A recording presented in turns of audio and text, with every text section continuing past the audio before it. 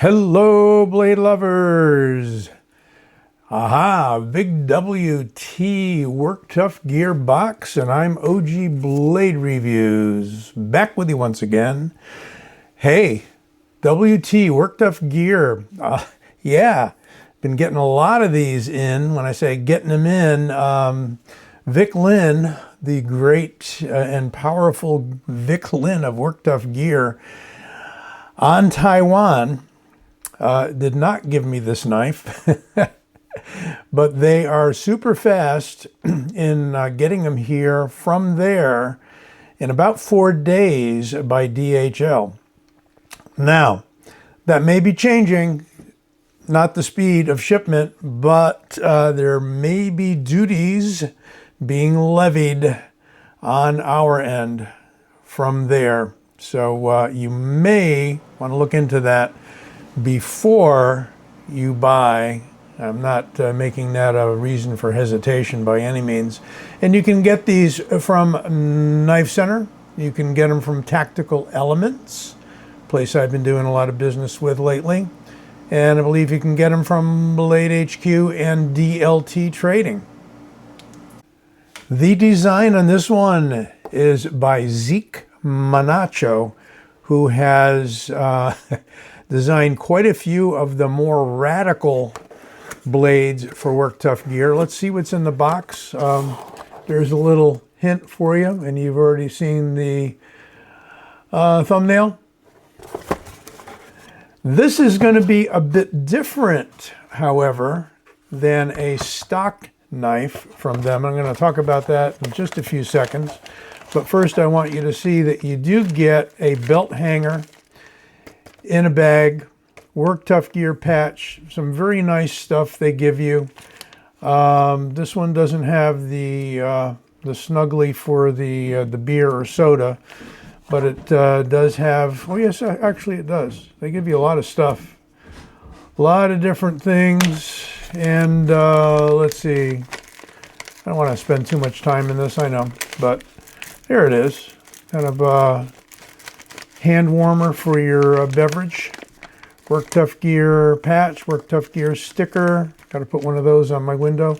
Got a nice Allen key there for putting the hanger on, and also for, it might be the same size for taking off the handles. I'm going to talk about that right now. So you get quite a nice package for the money. And the money being a little over $2 bills, I believe. You're going to get links to everywhere you can get this knife, as well as the excellent Carroll custom grips that were sent to me. And I had some good conversations with those folks. These, well, first of all, the name of the knife is Little Evil Fighter, and it is the small edition. So I wanted the small edition as something a little bit more carryable, a little bit more lively maybe in the hand. Don't need it so much for outdoor activities, but always nice sheath, by the way. Nice fitting sheath from Work Tough Gear. There she be. It's a wicked recurve. Some don't like recurves. You may anticipate issues sharpening recurves, but I will tell you that this has their famous convex bevel. Now that's an interesting thing with Work Tough Gear, is that they've got a flat grind. This one happens to be satin, but you can get it in stone wash. You can get it in a lot of different finishes. And a huge fuller coming down the side here with grooves in it. That's major, and that takes some weight out of the blade. Now this is from K390, 329. I always get those numbers wrong. K329 Bowler tool steel, which has been proven by many using this to be an extremely tough steel with a very durable edge. And not the least of which is Scab over at Choir Boys Cutlery testing this knife as well as many other Work Tough Gear knives. and, you know, cutting up tires and slicing Kevlar tubing and wiring and everything you can imagine. He puts these through hell. I'm a tabletop reviewer. That's my thing. I may occasionally show you some cutting. I used to do cutting with Filipino swords from traditional Filipino weapons about 14, 15 years ago, as a matter of fact. So yeah, those were some of my first videos on YouTube. Under a different name, but still, they're out there. All right, so it is a mirror polished, fantastic, and I don't over-exaggerate or exaggerate, a fantastic edge. Come on now. Yeah, it is. I mean, you can cut curly cues with this thing, and it holds up to quite a bit of abuse. So that Bowler K329, whether you believe it or not, and you know, it isn't a miracle steel, it's just a good, tough, nicely hardened by Work Tough Gear, by the way, steel. All right, so the grips, these are some really neat grips, and I think it tops off the knife. Plus, it happens to feel a little smaller, a little more comfortable in my hand than the original grips. Now, this one came from Tactical Elements, okay, down in Tennessee area, Hickson, Tennessee, I think. These are the original grips, and these are neat too. I mean, I could have left these on, but I was looking for a little better feel. Zeke makes some great knife designs. His grips in some cases tend to be a little blocky.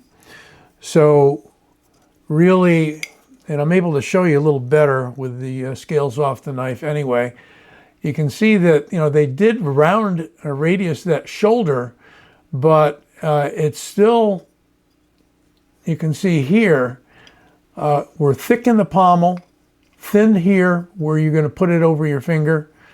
And interesting with this, I don't know if it's G10 on my card, I believe it's G10. The rubber bands that I had around there, look at that. They sucked a little juice out of the scale there. You can freshen up your scales with a little bit of leather balm.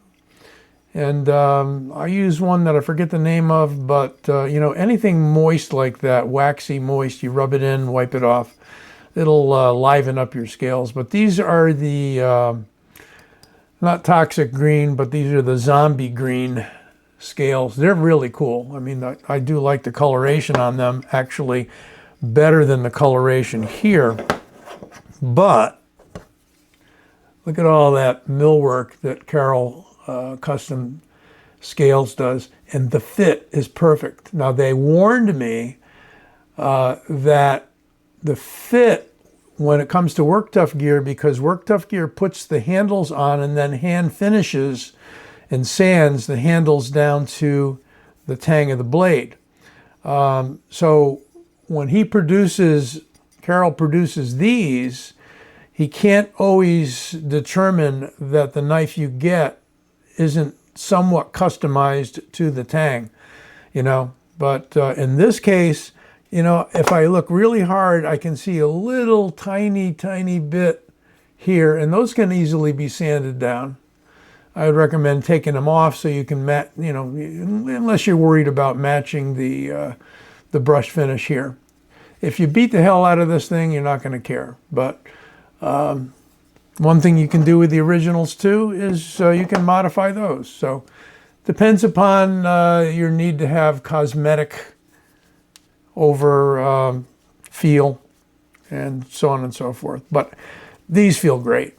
I mean, there's no hot spots here. Not really at all. I mean, that might be the one right there, but I doubt that that's going to give me blisters or anything in use. So we'll talk about the knife as is without spending forever about the scales here. Sorry about that. And I'm going to show you some compares. But let's take the sheath out of the way. By the way, the question always is with custom scales, does the sheath still fit? And absolutely no rattle. I mean, both companies are doing great here. And I understand with with this particular knife and others now that they're adding a grommet here, because it used to be you'd push off and the kydex would separate and you get it would pinch your thumb basically. So now you can push that right off. All right. So that sheath, as you saw, does come with a dangler with a frog for your belt, and you can use other methods to attach it. You can just stuff it in your waistband if you want, if you're going to discreet carry this. And this is a 6-inch blade, and it's not a light knife. I mean, this is a serious, designed as a fighter, so it's called Little Evil Fighter. And where's the ruler? Did I lose my ruler? Come on. No, it's around somewhere. Did it drop? Man, oh man. I'm going to look for my ruler. It was right over to the right. Okay. Overall length of this Little Evil Beast fighter is 11 1/4. All right. Not a pocketable knife, but depends on you and your pants. 6-inch, maybe a bit more than 6-inch, depends upon where we're measuring. You know, if we want to be really exact, it's like 6 1/8. And going to the metric side of things, 28.5 centimeters for the overall, and 15.5 centimeters for the blade length. Okay, there goes the sheath. In millimeters, blade stock. 4.6 millimeters, not dainty. And this particular grip in the middle, which is roughly equivalent to the stock grip, the OEM grip, is 27.5 millimeters. In inches, that works out to be 1 inch, 0.06. Look, it's not a folding knife. It doesn't clip in your pocket. And you're going to want that meat on there. At least I do. I like it. And 0.19, 0.20. All right. Short of 1/4, but still thick and over 3/16. I'll round this over to grams. It's going to be a lot of grams. We've got 345 grams and 12.17 ounces. Well, it's not a pound. It is lively, I would say, in the hand. Balance point being right there. Look at that. Whoa. Balance being what it is delicate. Right there. I mean, God, that's perfect. And Mr. Carroll takes a lot of care in using his own knives in many cases, and he's got a few Work Tough gear. And he does work in collaboration with Work Tough gear. In what capacity, I don't know. I don't know if he's making scales for Work Tough gear. That could be the thing, but I understand there is some collaboration there. You can see lots of contouring with this handle, just as with the OEM grips. This dips in here, this rises up here for a palm swell, and then goes in again there for your index finger. So you can pinch that, you know, all the way around. And my medium large hand, my fingers almost touch my palm. So I've got a hell of a grip on this thing. Now the way that Zeke designed these grips, and this pretty much emulates the original, is that you can hold it back here.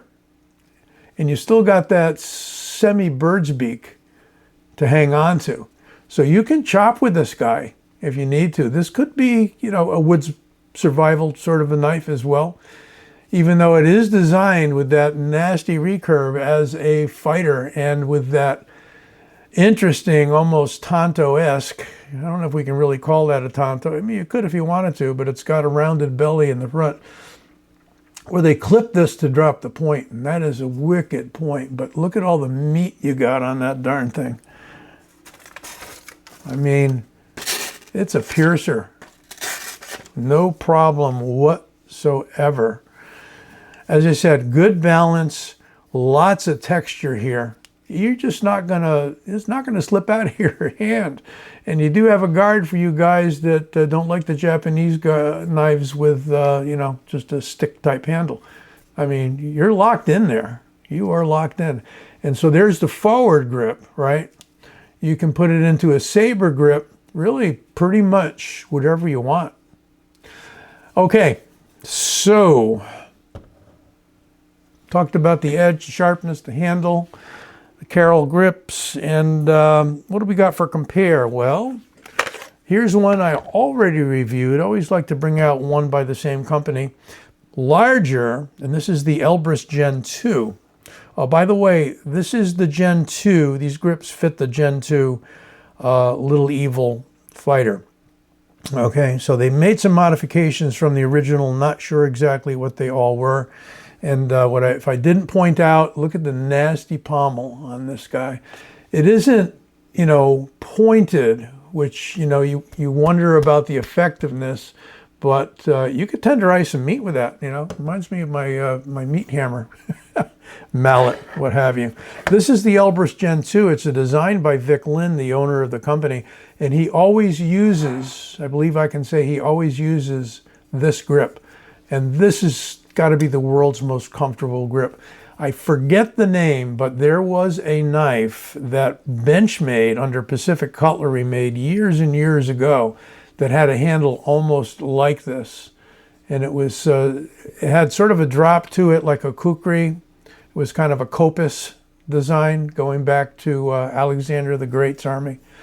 This has the alligator grip, which is all these little diamonds or texture here, and a beautiful, I forget what they call that, kind of an orange camo. Feels really good. I mean, to be truthful, feels better than this grip in my hand. And you've got this choil you can choke up. You've got some jimping here. Do we have jimping? You have no jimping on the Little Evil. That doesn't matter to me. And this is really kind of a spear point to me, drop point, spear point. Beautiful knife. Longer blade, I think it's about a 7-inch blade versus a 6-inch on the Little Evil. Once again, absolutely excellent sheath. And I'm not going to leave them all out there, but another one I usually like to compare in this sort of category, 5.5-incher. This is the FMF by TKL Frogman Field Knife. Really, I forget the design, but I think it was Jason. He's the guy with Frogman Tactical. Anyway, he was the designer of this with some tweaks, I'm sure, from Tim. You want to check something out? First of all, yeah, we've got just a little heavier stock on this knife, you know? It's 0.16 versus 0.19, and 4.1 millimeters versus, what was it, 4.6? Anyway, what I wanted to show you was, look at the difference in the thickness of the handles. My God. Tim's thing, and I think I can go out on a limb and say it's Tim's thing, is that he likes a slim handle because it carries up against the body very flat, very discreet. So you could carry a knife this large in your waistband and I dare say barely feel it. I'm not sure. Got a great retention system here, and it's an adjustable tensioner that can totally lock out the knife if you're like jumping from a plane, that is. You know, it'll lock in to the point where this will not come out of the sheath, and then you can loosen it up later. It also slides up and down, so if you get the right tension on it, you can slide it up here and almost not get it out, but you can tighten it down and adjust that, or slide it down here and easily take it out. So just, I mean, that's some wizardry with regards to the sheaths from TKL. Few of them have that. The Sapper has that, the FMF has that, and the Mercenary has that type of sheath. Really beautiful. So that's the Frogman Field for compare. Bit of a buoy clip. And here's an unusual compare, but rather apt. This is a Loveless designed, not his design per se, but it's an homage to Loveless, Bob Loveless, of his fighter style from North Mountain Knives. Okay, and this is a design by, God, I can't read it. I'll tell you in a minute. Hiroshi Suzuki, and it is called the Bear Hunt, of all things. I got some bears around here. Walking through the neighborhood lately. New world. Carbon fiber scales, beautiful. Sanmai SLD Magic steel.